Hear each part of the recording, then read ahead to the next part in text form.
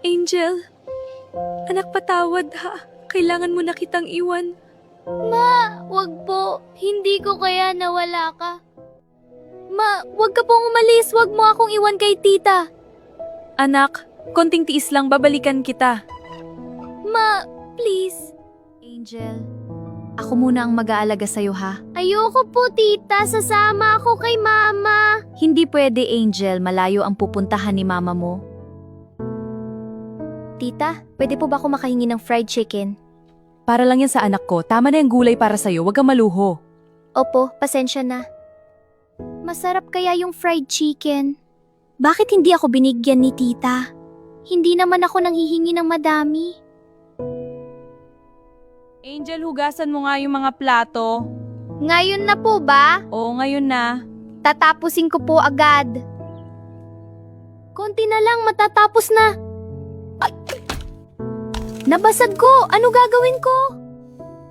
Angel! Ba't mo binasag yan? Di ka ba marunong mag-ingat? Ang mahal-mahal niyan! Pinapakain mo ba ng maayos si Angel? O naman, huwag ka mag-alala. Mabuti naman, salamat. Hey, naku, wala yon. O, sige na, paalam na at alis pa ko. Angel, maglinis ka nga muna ng bahay ha. May pupuntahan pa ako. Opo. Hay naku, yung pamangkin ko, ang bagal kumilos, pabigat pa sa bahay, lagi ko pang pinagsasabihan. Buti na lang malaki padala ng nanay niya, kung hindi, ewan ko na lang. Suwerte mo nga, ang laki ng naitutulong ni Amihan sa anak niya. Parang ikaw na rin nakikinabang, hindi ka na nahihirapan sa pag-aalaga. Ang laki na naman ng padala ni Amihan. May pang-shopping na naman kami ng anak ko. Ma, bibilan mo ba ako ng bagong laruan? Oo naman, mamaya bibili tayo, pili ka kung ano gusto mo. Angel, eto para sa'yo. Aalis muna kami ng anak ko, may pupuntahan lang kami. Pwede po ba akong sumama? Hindi pwede, dito ka lang sa bahay at maglinis ka. Bakit hindi nila ako sinama? At bakit ang liit lang ng binigay ni tita para sa akin? Malaki naman ang ipinadala ni mama. Salamat kay Amihan, nakabili ako ng madaming damit, buti na lang tuloy-tuloy padala niya. Salamat ma, may laruan akong bago. Basta mag-behave ka lang, bibilan pa kita ulit.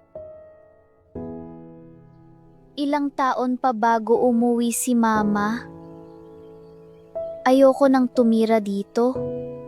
Kay tita. Ang saya siguro nila kumakain ng masarap. Ako, ganito na naman. Konting pagkain at matutulog sa isang sulok. Angel, kamusta ka na anak? Miss na kita, lagi kitang iniisip. Okay lang po ako, ma. Masaya po ako dito. Huwag po kayong mag-alala. Kaya ako po. Nag-aaral ka ba na maayos? Opo ma, nag-aaral po ako. Makinig ka lagi kay tita mo ha. Ako na muna, Angel. Opo. Kumusta ka na, Amihan? Okay naman si Angel dito, huwag kang mag-alala. Sabihin ko na ba kay mama na hindi ako okay dito? O wag na lang, kasi baka mag-alala siya. Wag ko na lang sabihin.